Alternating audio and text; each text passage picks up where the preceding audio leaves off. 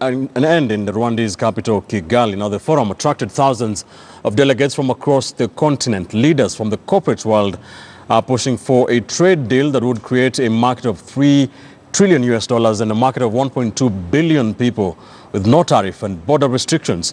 Such an agreement would only come to force if 22 out of the 54 African countries sign borderless tariff agreements mediated under the African Union. So far, only 21 countries have ratified the treaty.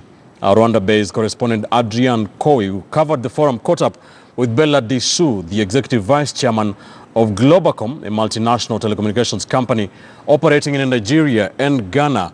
Let's listen to their conversation. All right, I'm right here with Bella Disu, who is the vice chairman of the second largest telecommunication company in Nigeria with a branch in Ghana. Its name is Globacom. I just want to ask her interests in the Africa CEO Forum. Thank you very much for joining me, Bella. Thanks a lot, Adrian. All right, so now just let me know, what pushed you, what inspired you to join the Africa CEO Forum, looking that, it's something that's not really mandatory? So I have a core belief that collaboration is key for growth. Now, in the private sector, we have a lot of strong players who have the power to take the decisions that would help Africa move forward. I'm in the telecommunications industry, and we have a lot to offer in terms of connectivity and in terms of partnership with different telecoms companies around the world, around Africa. So it's important to collaborate. The platform is essential because we get to meet and network with key players in different industries. Now, just let me know, the Africa CEO Forum invests in different projects in the tunes of millions of dollars. And, this kind of leaves out people with small businesses, people who have ideas of, let's say, $5,000 to start, $15,000. Where are we thinking about them as well, or... Indeed, and if you permit me, I'll probably answer this speaking directly in relation to Globacom. Now, Globacom is a telecommunications company. What do? We provide connectivity, networks, and platforms for digital innovation to occur.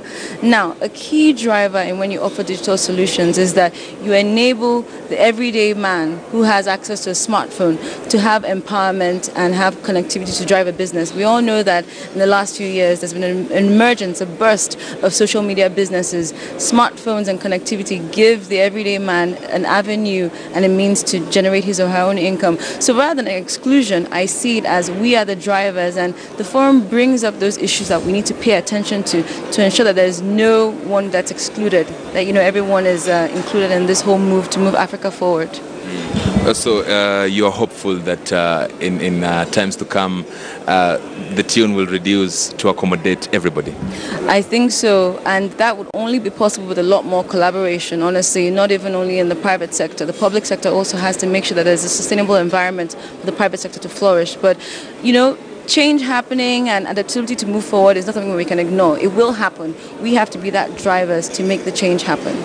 All right, now, Bella, as a woman in business, being a vice chairman of a company as big as Globacom is not easy. So, what is your take? Because normally when you hear positions like this, we're thinking of men being there, or maybe some old ladies somewhere, yet you are there. So what's your view? What's your take? What would you say? My take is that needs to be changed entirely. Now, there's this whole discussion about quota systems and how we feel about institutionalizing policies that put women in place, and I'm in favor for that, because I think that a move to have women on boards is a move for progressive change. We don't need to look at the gender or have any biases in who's been on a board of a company. We should look at the competence and the value that that person brings on board.